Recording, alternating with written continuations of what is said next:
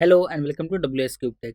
मैं हूं बीके सिंह और आज की इस मैटलैब वीडियो में हम देखने वाले हैं कि फंक्शन ब्लॉक का यूज़ कैसे करते हैं।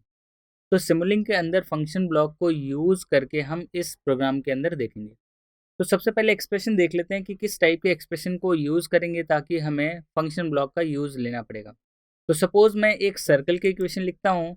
तो सर्कल की इक्वेशन में क्या होता है कि that is X square plus Y square equals to, suppose हमारे पास 10 दे रखा हो या 100 दे रखा हो, तो हम इसको लिख सकते हैं X square plus Y square equals to 100। ये हमारे पास सर्कल की इक्वेशन है। इसको थोड़ा जूम आउट करने के लिए आप व्यू में जाके और जूम कर सकते हैं। तो ये हमारे पास एक्सप्रेशन है जिसको हम इम्प्लीमेंट करना चाहते हैं, that is X square plus Y square equals to 100, या इसको हम लिख सकते हैं 10 स्क्वायर। 10 स्क्वायर भी क्या होगा, हमारा 100 होगा। तो अब इसी को हम ले लेते हैं कि अगर हमें y कैलकुलेट करना हो तो y कैसे कैलकुलेट करेंगे। तो y इक्वल्स टू क्या हो जाएगा, that is 100 minus x square और उसका अंडर रूट। तो y की अगर मैं वैल्यू बोलूँ तो यहाँ से y क्या आ जाएगा हमारे पास, that is y equals to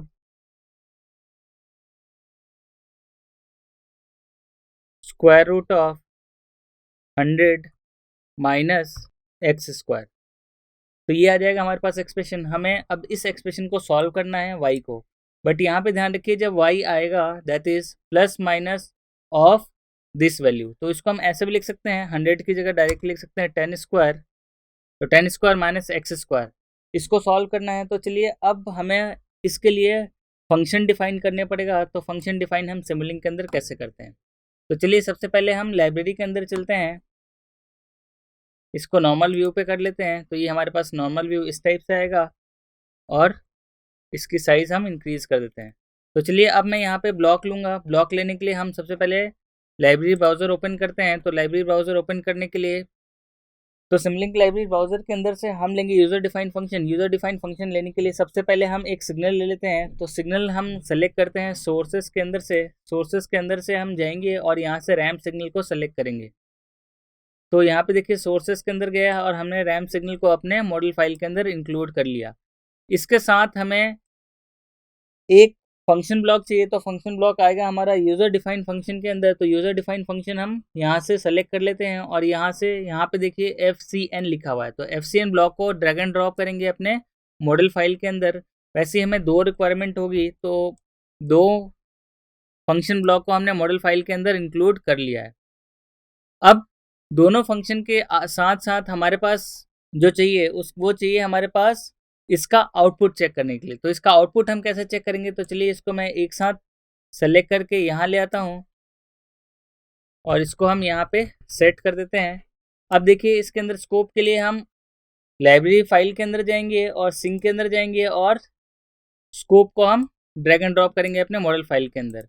अब हमें ये वैल्यू निकालनी है, that is y equals to 10 square minus x square. तो अब हमारे पास क्या आएगा, ये जो वैल्यू आएगी y के अंदर ये प्लस और माइनस दोनों के अंदर आएगी, क्योंकि स्क्वायर रूट हम किसी भी फंक्शन का निकालते हैं तो प्लस और माइनस दोनों आएगा।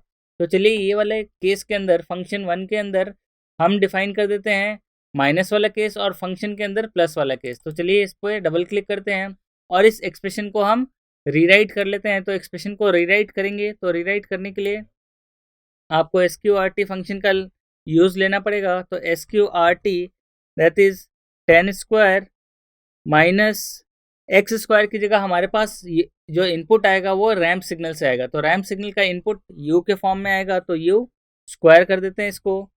तो u स्क्वायर कर दिया हमने और ब्रैकेट क्लोज कर दिया। तो ये हमारे पास पॉजिटिव हाफ वाला आ गया। इसी को कॉपी कर लेते हैं और अप्लाई कर देते हैं और फिर ओके कर देते हैं। सिंपल नेक्स्ट के अंदर हम वही फंक्शन को यूज़ लेते हैं, बट नेगेटिव के अंदर हम इसको असाइन करेंगे। तो ये हमारे पास दो वैल्यू आ गई।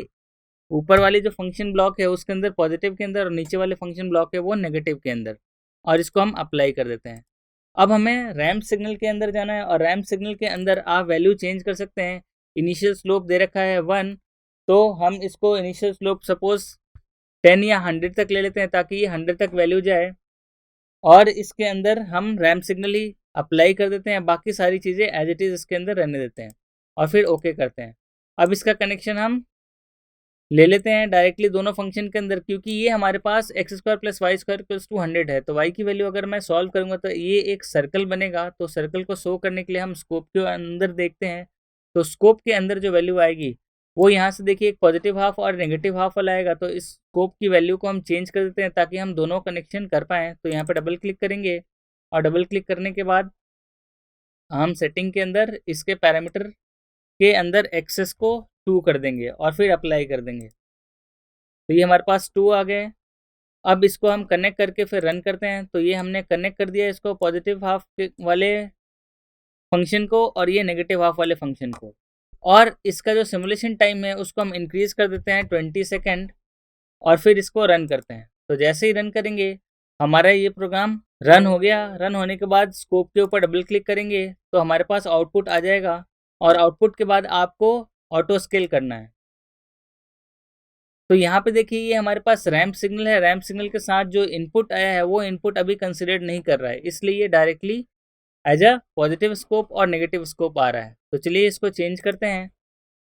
यहाँ जो रैंप सिग्नल है उसके अंदर इनिशियल आउटपुट है उसकी वैल्यू चेंज करना पड़ेगा, क्योंकि इनिशियल वैल्यू हमारे पास 0 से स्टार्ट हो रहा है। तो 0 से अगर 20 तक जाते हैं तो ये इंक्रीजिंग ऑर्डर में ही आ रहा है। तो यहाँ पे हम -10 अगर रखते हैं और अप्लाई कर देते हैं और फिर इसको रन करते हैं, फिर हमारे पास आउटपुट चेक करते हैं।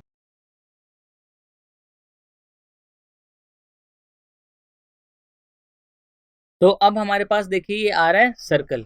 तो इसमें चेंजेस क्या करने थे? चेंजेस के अंदर आप रैम सिग्नल के जो पैरामीटर्स है, रैम सिग्नल के पैरामीटर्स के अंदर आप स्लोप 1 रखें, स्टार्ट टाइम 0 और इनिशियल जो आउटपुट है वो -10 से स्टार्ट कर सकते हैं।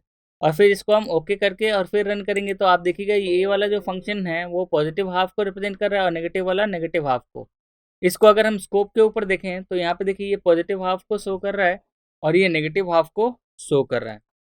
तो ये था सर्कल का एक्सप्रेशन जिसके अंदर हम इजीली इसको यूजिंग फंक्शन ब्लॉक या यूज़र डिफाइंड फंक्शन जिसको हम बोलते हैं, जो मैटलैब के अंदर यूज़ करते हैं, अगर प्रोग्रामिंग में लेते हैं तो उसको बोलते हैं यूज़र डिफाइंड फंक्शन। बट यहाँ पे हम फंक्शन ब्लॉक को लेके आप अपने अकॉर्डिंग इसकी डेफिनेशन सेट कर सकते हैं। तो ये हमारे पास हो गया user defined function in a Simulink. तो इस तरीके से हम एक्सप्रेशन को यूज़ करके हम सॉल्व कर सकते हैं इन अ सिमुलिंक। तो चलिए मिलते हैं अगले वीडियो में, तब तक के लिए थैंक यू।